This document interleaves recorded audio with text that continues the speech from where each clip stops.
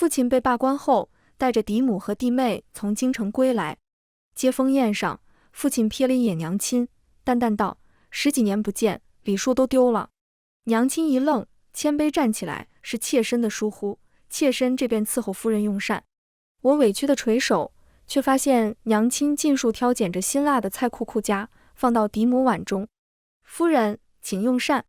嫡母张了张嘴，看了父亲一眼，欲言又止。我忘了，嫡母来自江淮，不吃辛辣。大家好，欢迎收看皮皮听书。京中大皇子和二皇子明争暗斗，父亲便是斗争中的牺牲品。被罢免后，带着嫡母和嫡弟嫡妹归来。自从收到京中的书信后，娘亲的笑容隐匿不少。她加紧日夜带着我出门，任铺子掌货。终于在父亲一行归来的头1日，把这12年扩张的所有营生归拢到了我名下，只留下他当初的嫁妆。码头上，父亲一袭锦袍，俊逸挺拔。他微微侧身往船舱探手，那模样，即便已过而立之年，亦引得父亲一双双眸子目不转睛。一双保养得极好的手从船舱探出，放在父亲掌心，瞬间被父亲宽大的手掌包裹。端庄的嫡母缓缓而出，从容雅致，与父亲站在一起，旁人见了无不感叹一句：真璧人一双。就连跟在他身后出来的弟弟妹妹也都举止大方得体，气质卓然。娘亲命人把行李抬回去，面含微笑，带着我跟在他们身后一道回了府。沈西影，忽地，一道高高在上的青涩嗓音传入耳中。我顺着声音看过去，已经到我额际的沈星辰昂头负手而立，眼神略带不屑：本少爷要你的院子。这句话一锤定音，端地没有半分商量的余地。我看了一眼娘亲，她没有开口，只是眉心跳了跳。梧桐院是比照你的需求布置的，可是没你如今住的院子布置的好。她闲庭信步，语气理所应当。哪有庶女所住之处盖过嫡子光华，嫡庶不分，外头该流言纷飞了。父亲不满地瞥了娘亲一眼，娘亲微微一笑，把我招过去：你跟弟弟换个院子吧。吃，谁是他弟弟？沈星辰丢了白眼，转头就对一袭华裙，从头到尾不曾正眼瞧过我与娘亲的貌美少女道：那院子是给你的。沈骄阳唇角上扬，轻轻颔首：好。从头到尾没人问过我，那是我的院子，我可否同意？也没有人问过母亲，她有何意见？毕竟娘亲虽是妾室，可10多年来，整个府中都是她在打理。如今他们一回来，我和娘亲便该卑微到尘埃里了吗？父亲母亲并未驳斥沈星辰的话，更有甚者，两人皆一副吴家由子出长成的欣慰。这还差不多。父亲满意的和嫡母相视一眼，夸赞道：星辰懂事，夫人教导有方。嫡母唇角勾了勾，紧随父亲往主院而去。临走前，我似乎看到他与沈星辰那般不屑的眼神，我委屈的红了眼眶。娘亲依旧笑容拂面。他们一人一间挑好院子以后，我和娘亲最终只剩一个小偏院可住。我垂头丧气地跟在娘亲身后进了偏院，心情低落极了。娘亲一个暴力击在我脑门心，这就蔫巴了。我一愣，怔怔看着朝我俏皮眨眼的娘亲，真以为咱娘俩是好欺负的。直到入了院子，我才发现娘亲当真有先见之明。祖母终于从佛堂出来，素日里不苟言笑的苍老面容上，因压不住嘴角而添多了几道褶皱。陈色昂贵的云锦衣裳穿在她身上，雍容大方，气势逼人。常年不出门，她的肤色白得近乎透明，在祖母绿的手镯衬托下，平白多了一丝将人拒之门外的距离感。我儿回来了。老太太常年低声诵经，却不常与人多言，故而说话之际还带着一丝颤音，越发显得飘忽。父亲笑着上前行礼：娘，孩儿回来了。见过母亲。嫡母俯身行礼：见过祖母。沈骄阳和沈星辰也一样照做。我和娘亲自然不例外。祖母上前一步扶起父亲，又虚扶嫡母和2个弟妹，笑容加大：好，回来也好。回来娘心底的牵挂也便少了些。我甚感诧异。祖母极少出来也与娘亲说不上几句话，常常是她坐着，娘亲站在一旁看茶，约莫1炷香的时间，她便起身。原来她也是会说话的吗？平素少见祖母，总觉得祖母怕是性子使然，可就在刚才我才惊觉，原来祖母也是有七情六欲的，只是令她展现七情六欲的人，不是我与娘亲。娘亲以后除要忙为由，拉着我离开，留下他们母慈子孝寒暄。我问娘亲，祖母为何变化如此之大？娘亲居然微微笑了，那双好看的丹凤眼下倾泻出一丝不屑，一丝讥讽。她把我被风吹乱的刘海拨正，悠悠开口：她哪里变了？只是我们母女从头到尾没资格见识她其他面目罢了。娘亲的这番话，在接风宴上，我终于尽数体会。晚上的接风宴，人很齐整。娘亲把一切安排好后，最后一个坐下来，连同我一起坐在下手。嫡母和嫡姐相视一眼，嫡母眉心微蹙，稍稍把头转向父亲。父亲瞥了一眼娘亲，淡淡道：“10几年不见，礼数都丢了。”娘亲一愣，后知后觉，谦卑站起来：“是妾身的疏忽，妾身这边伺候夫人用膳。”我委屈的垂首：“这个家变了。”娘亲辛苦多日，如今却连用膳的一席之地都没有。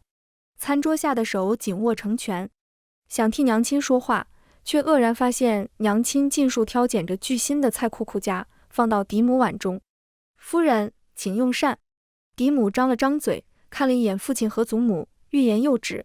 我忘了，嫡母来自江淮，不吃新的，就连沈星辰和沈骄阳亦不吃新。我终于暗爽了。娘亲还是那个娘亲，又岂是能随意被人欺侮之人？最近萌生的那些焦躁与狱卒，陡然间消失殆尽。父亲是吃辣的，以往顾虑着嫡母等人，许久不曾吃，筷子一上手，便安静迅速吃了起来。故而嫡母使的眼色，他是半分也没有看到。就在这时，祖母却发话了：“青若，你当真是糊涂？运婷和星辰骄阳不能吃新，瞧瞧你这做的一桌子菜，尽数合你自个儿胃口，沈家怎会有你如此自私之人？商户之女，到底上不得台面。”我心里咯噔了一下，万万没想到素日里半句话不多说的祖母，竟毫不掩饰地偏心于嫡母他们。12年来，娘亲一个人里里外外打理整个家业，操心劳累，兢兢业业，所受屈辱不计可数，祖母从未出面半分。就连我幼时总被欺负，她也不曾为我撑腰些许。倒是对她，娘亲嘘寒问暖，关怀备至，把祖母伺候得舒舒坦坦的。未免她估计，我更是不时抽空到佛堂陪伴。原以为她是不善交际的缘故，却原来是娘亲不值，也是我不值。嫡庶之分，竟是刻在她的骨子里的。他们理所当然花着娘亲挣来的银钱，却嘲讽娘亲是个见不得世面的商户女，还当众毫不犹豫数落娘亲，真是没道理。若非之前娘亲再三叮嘱万事有她，让我切莫出头，此刻我就该破口大骂了。娘亲依旧面带微笑，丝毫不反驳，而是顺着老夫人的话说：“是妾身的过错。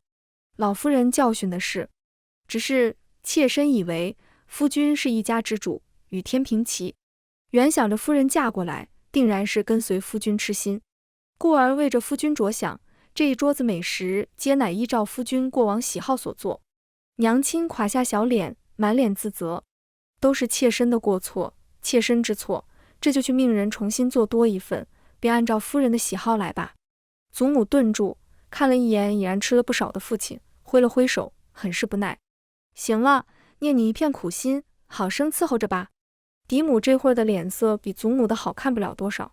沈骄阳瞥了我一眼，夹了一块辣子鸡，轻咬一口，淡淡道：“大夫说了，爹爹胃肠弱，应少食辛辣，饮食清淡为主。姨娘和庶妹多年不在父亲身边，此等疏忽倒是可以理解，下不为例便是。”祖母一口烧排骨就这么哽在喉中。娘亲笑得越发甜：“二小姐说的是，那便听二小姐的。”沈骄阳手上的汤勺顿了顿，语气略显僵硬：“父亲乃一家之主，自是万事以父亲为主。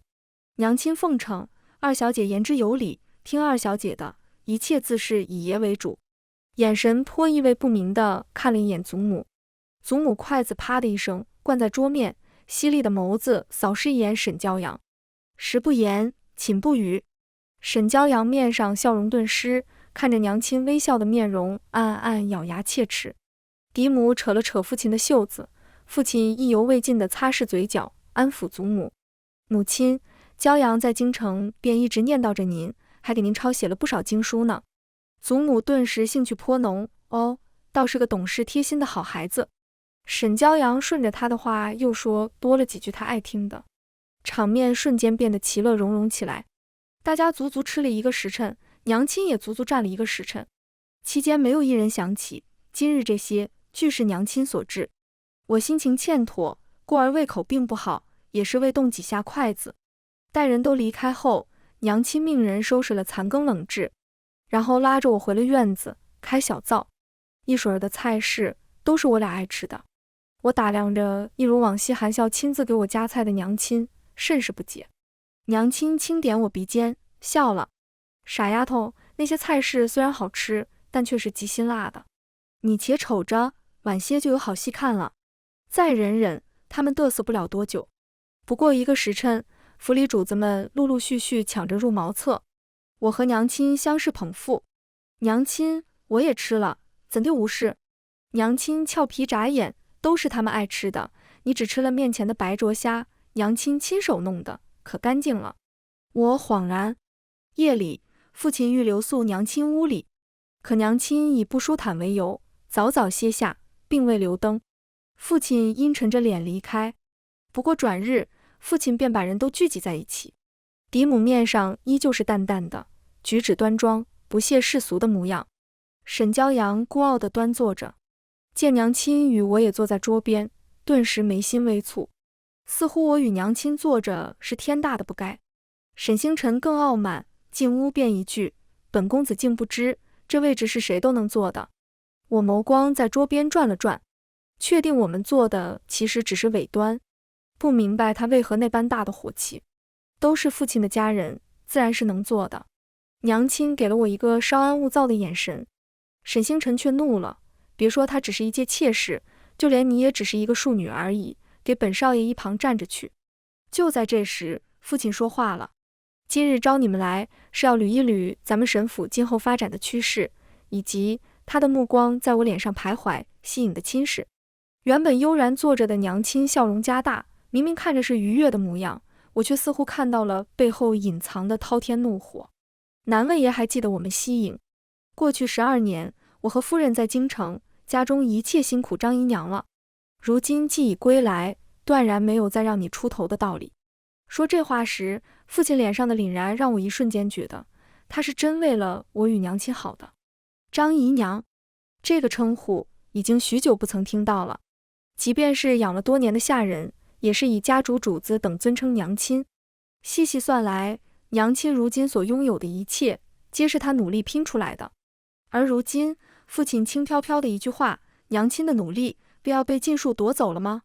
我看了看娘亲，她依旧微笑着，只是那一抹微笑比之前要弱上几许，美眸上多了一丝旁人难以察觉的凌厉。所以也是想让我把掌家权交给夫人。嫡母目不斜视，身姿越发端庄。沈骄阳勾了勾唇。沈星辰翻了个白眼，这不明摆着的吗？你只是个姨娘，爹娘如今在家，如何轮到你一个姨娘掌家？娘亲并没有看他，只是目不转睛地盯着父亲。一瞬间，现场气氛一凝。父亲轻咳一声，眼神略显飘忽。臣儿话糙理不糙，从今日起，沈府内宅便由夫人掌家吧。至于外头的生意，他叹了一口气，就由我来打理吧。那不情愿的模样，差点把我气笑了。合着他上下嘴皮子一动，娘亲多年的努力便打了水漂，他竟还如此不愿。不知道的还以为他挽救了整个沈府于水火。娘亲忽然笑了，他二话不说便应允了下来。这是应当的，只是尚有些事情未处置妥当，兴许要过多几日方能解决。父亲与嫡母相视一眼，一锤定音：不必，直接上交便是。这是担心娘亲做手脚了。娘亲的笑容越发大，她命人把掌家的钥匙、账本、对牌、算盘等一应用具尽数搬来。我并未忽视，在看到这些后，嫡母和父亲脸上算计的笑容。可他们高兴得太早了。娘亲岂是那等容易被拿捏之人？娘亲越是上交的越快，他们越是会怀疑。但娘亲推上一推，他们却担心娘亲动手脚。如此一来，娘亲倒也能把自己撇清，顺带把那一箩筐烂债顺利丢出去。第二件事，我特意为西影寻了一门好亲事，知府有意娶一门续弦，好打理府内上下事情。虽然西影是庶出，但到底是我沈荣的女儿，嫁给知府也不算高攀。娘亲依旧没有反驳，反倒笑着接受了，还是也考虑周全，为影找了门好亲事。回到院子里，我赌气不吭声。娘亲捏了捏我的鼻子，笑道：“可是在怪娘亲不帮你说话。”我转个头不理她。影儿，你觉得你父亲为何要把你嫁给知府？这点我倒是知晓的。娘亲虽然不在京城，但父亲他们在京城的一言一行，娘亲了如指掌。父亲花了12年爬到宣慰副使一职，却被大皇子推出去，做了巡抚的挡箭牌，被查出渎职，致使兵备粮饷损失重大。说是革职，实际还入狱半月。若非欧运亭变卖家产，兴许至今仍在狱中。此事一出，父亲也察觉大皇子党不靠谱，便想着换一棵大树。二皇子虽非皇后嫡子，但更有才能。大皇子那棵树靠不上，那便靠二皇子这棵。父亲想要东山再起。知府是二皇子党，好歹能够攀上一层关系。可是知府都已然知天命了，您真忍心我嫁过去？娘亲揉了揉我的脸蛋，眼底溢出一抹笑意。你觉得娘亲会让你嫁过去？我双眼顿时发亮，就知道娘亲是有主意的。夜里，我躺在床上翻来覆去睡不着，于是起来到院子里走走，却瞧见娘亲安静地坐在台阶上，一言不发。月光披在娘亲身上，将她白日里的意气风发和斗志昂扬统统打散，只留下一片宁静与安详。我忽然觉得娘亲竟是如此的娇弱。我向前走了几步，影子覆盖在她身上。曾几何时，在她面前承欢的小女娃，已然成长到与她一般高，而她竟还在为我殚精竭虑盘算。从小到大，我被人一次又一次嘲讽是没爹的可怜虫。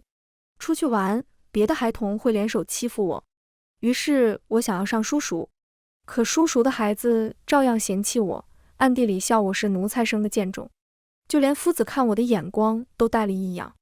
我哭着回了府。娘亲从此再没让我去上过书塾，她给我找了琴棋书画的夫子，还给我找了识字的夫子。只是她比以前更忙了，早出晚归，疲惫得紧。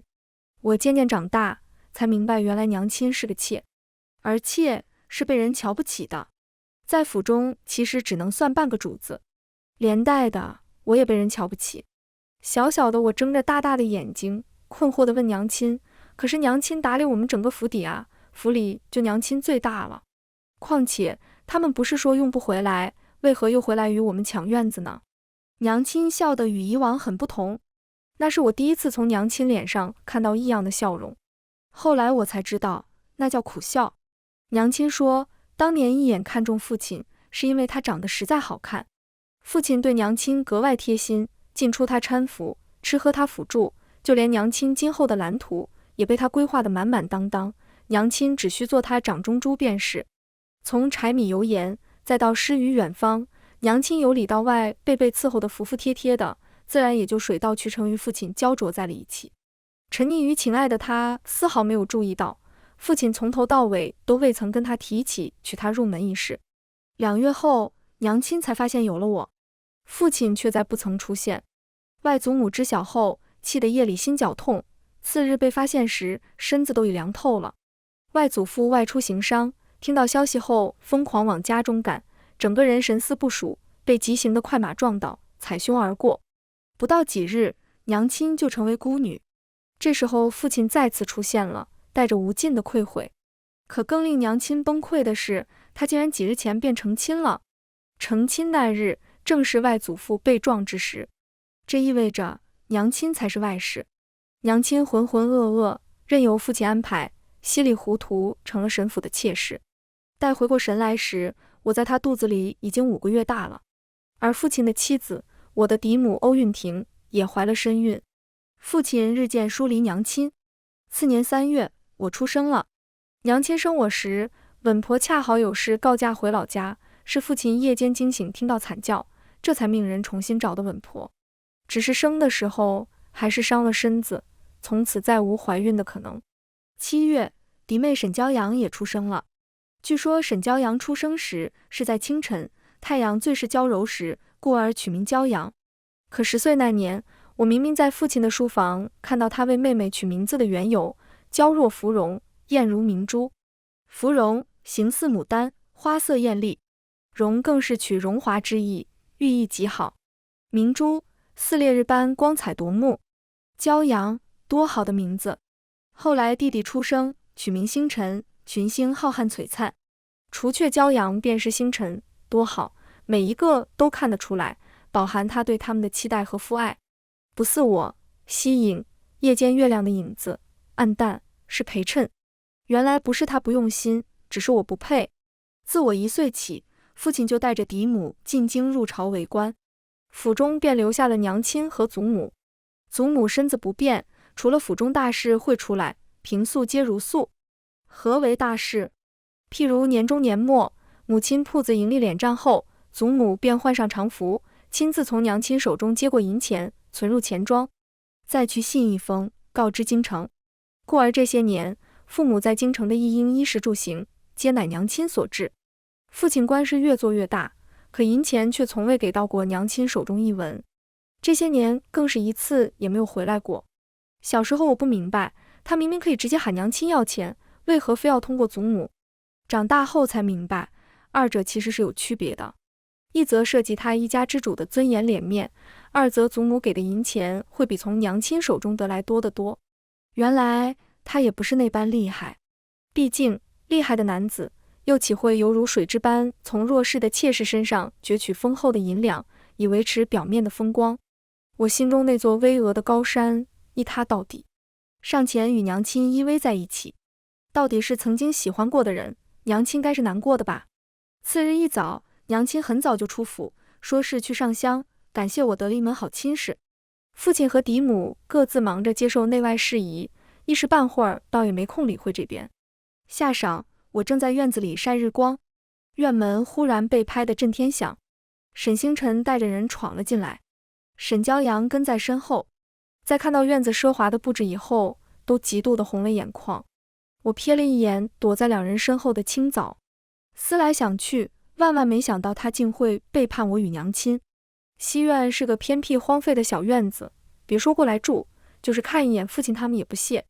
当年娘亲就是被分到这个小院子的，寒酸破旧是她的代名词。嫡母又怎会让她的孩子住此处？娘亲算到他们会抢夺我们之前住的院子，故而贵重物品早已搬迁至此，就连院子里的花都是各种名贵的品种，其余院子空于外表华丽而已。想不到他们才回来2日，清早就悲主了。一介庶女，竟也配用此等名贵之物，来人，搬走。沈星辰讨赏般看着沈骄阳，这些东西都搬到你和娘亲的院子，定能添色不少。沈骄阳睥睨地看向我，冷笑道，当真是小门小户出来的，竟会这些不入流的算计，以为私藏起来便不被人所知了。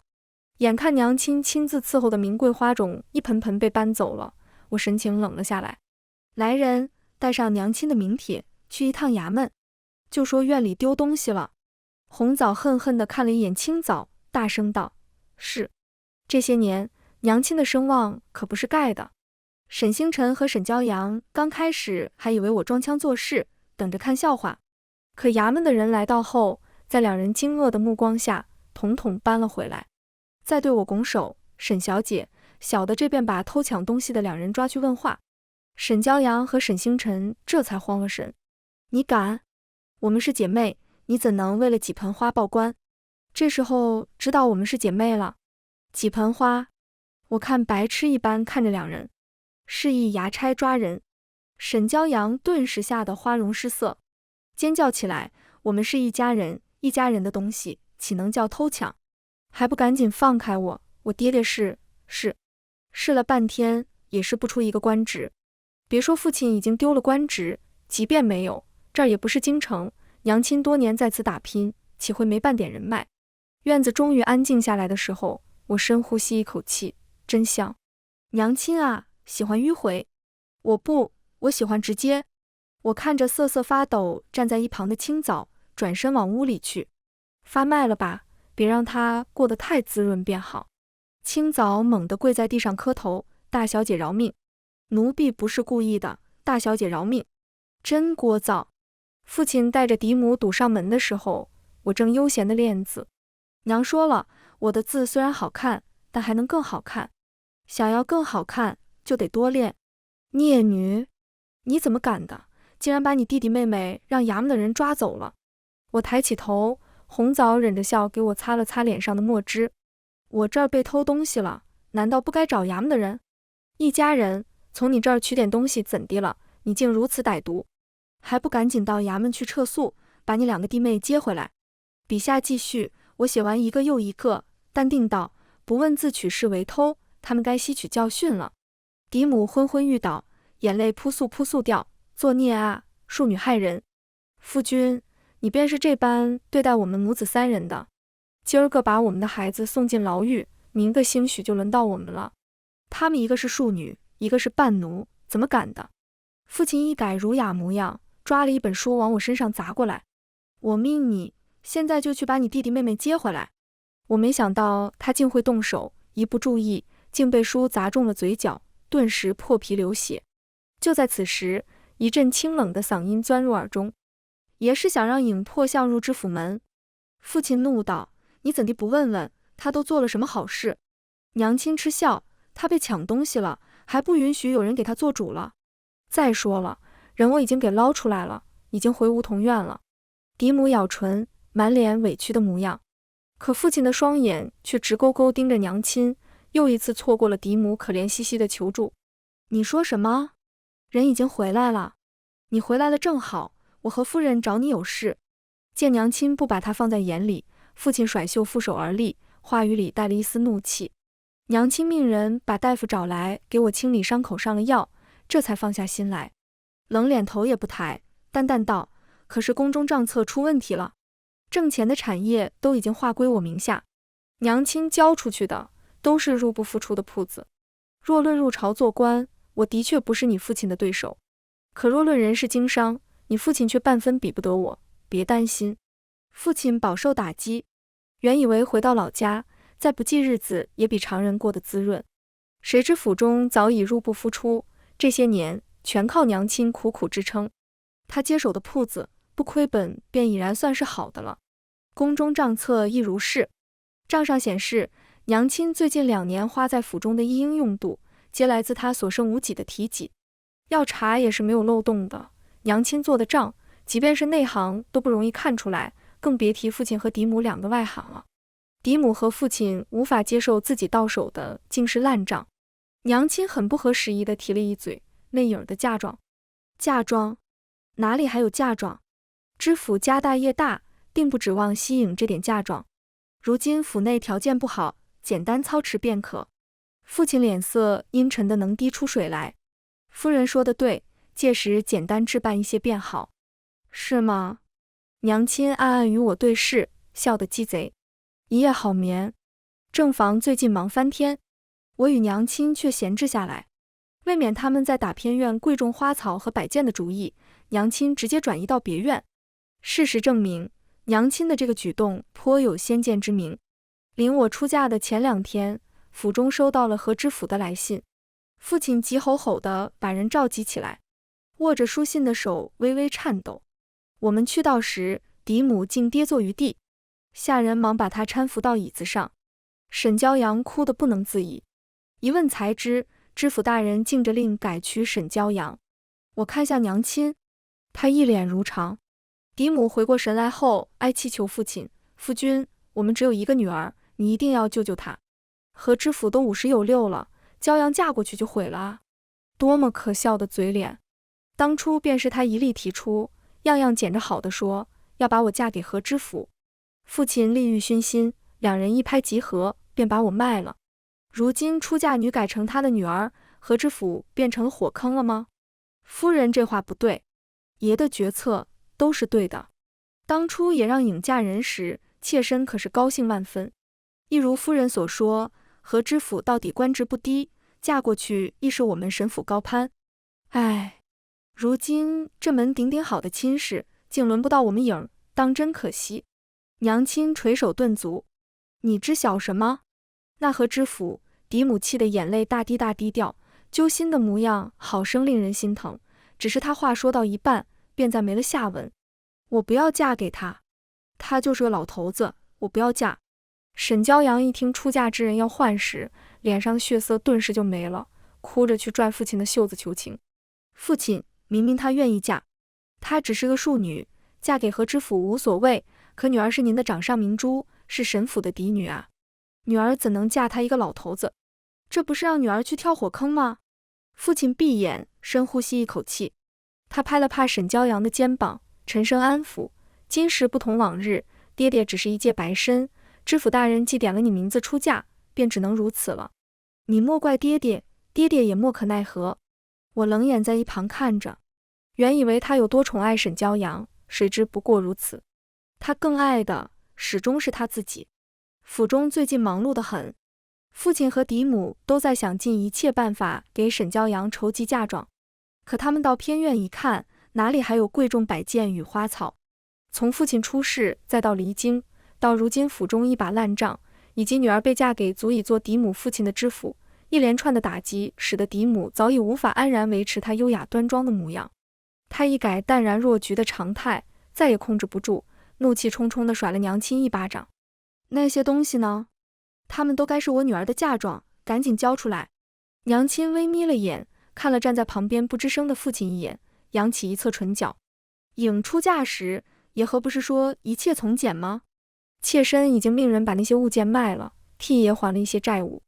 若是爷如今需要，我便去要回来，4成的利息而已，也一定还得起的。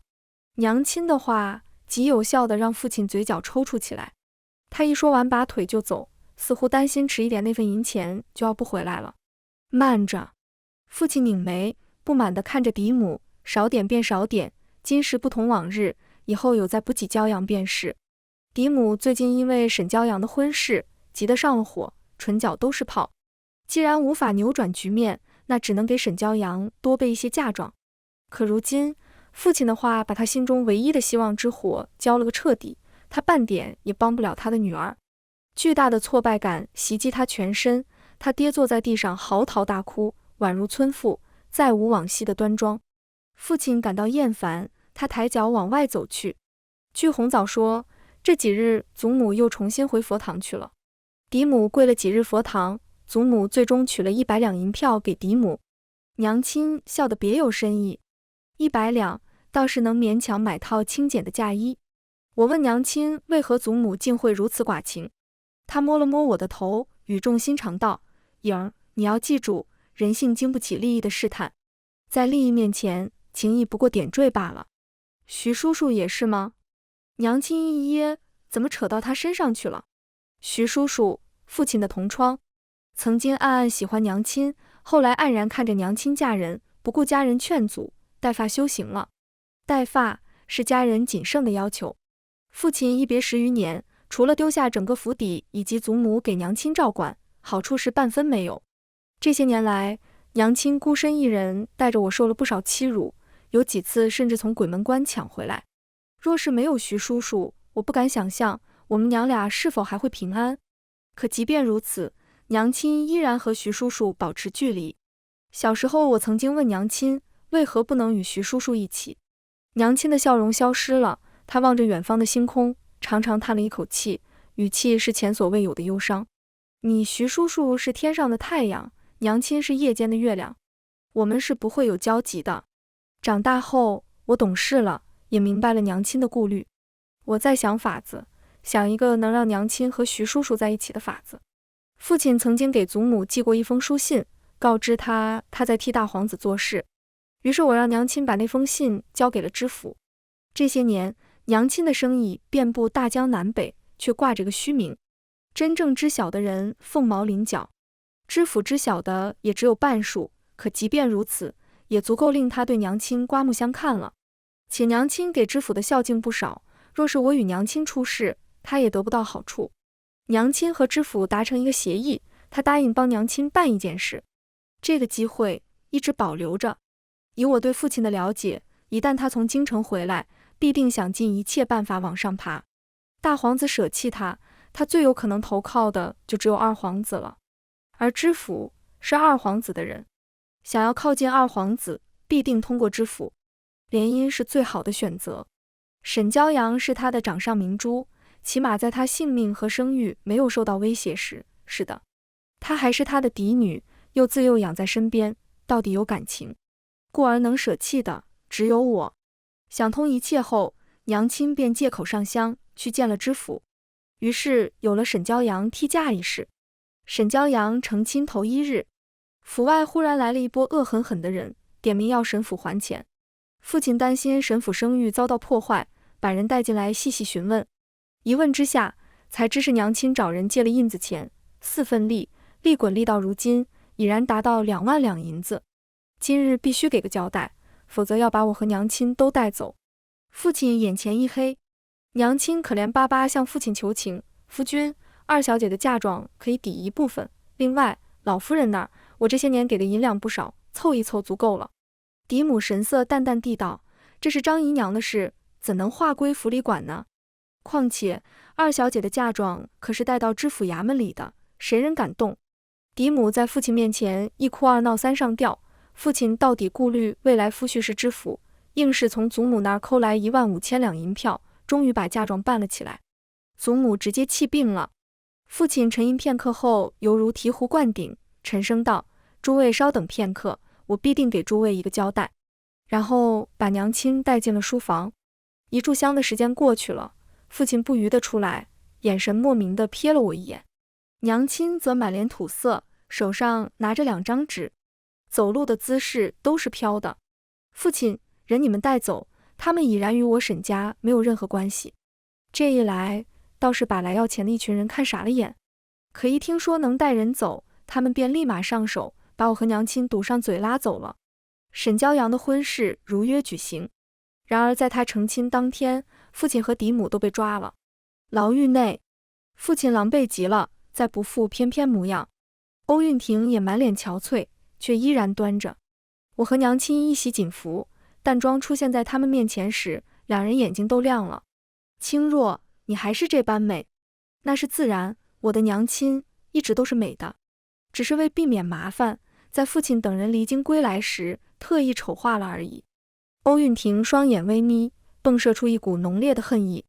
如今她身为阶下囚，娘亲却高高在上，美丽大方，认识谁也接受不了自己丈夫原先的妾室如此。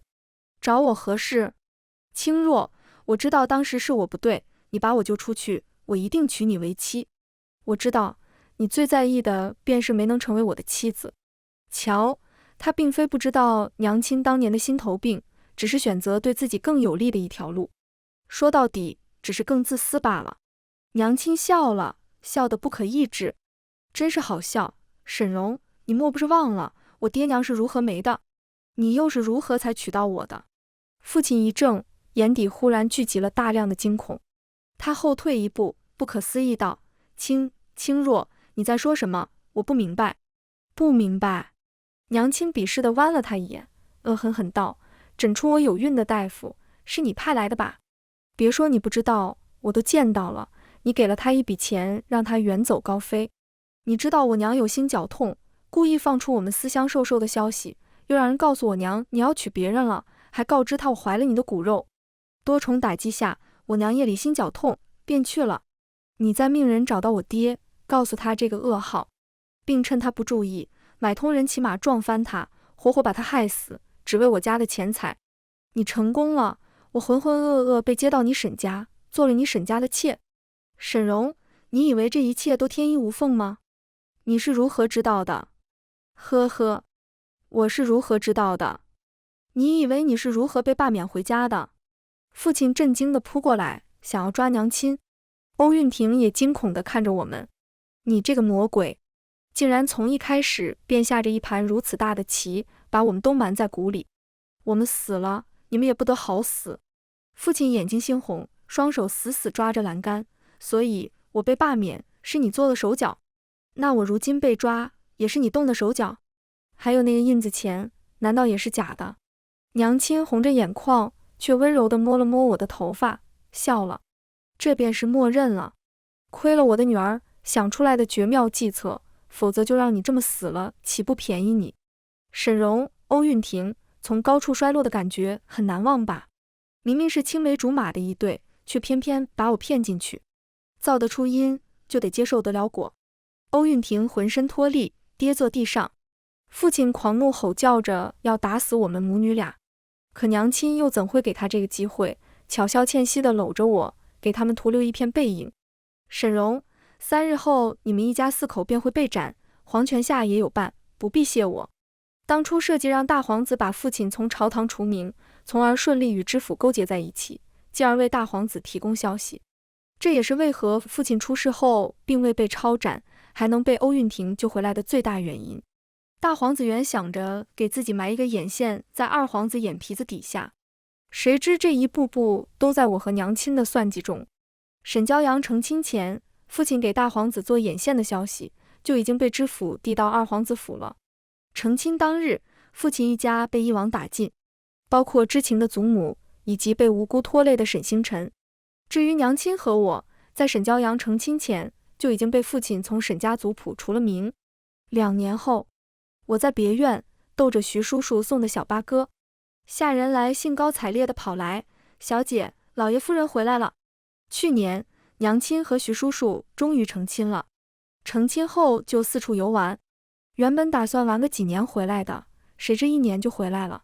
我眉心微蹙，难不成出什么事儿了？